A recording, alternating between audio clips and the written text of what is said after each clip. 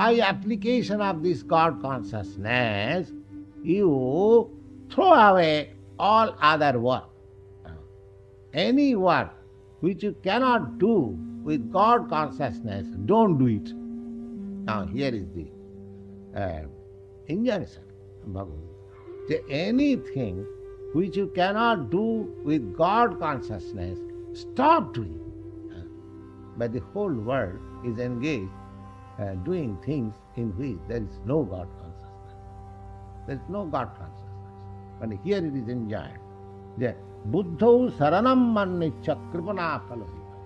Only those who are Kripana, those who are not self-realized, they are hankering after sense gratification.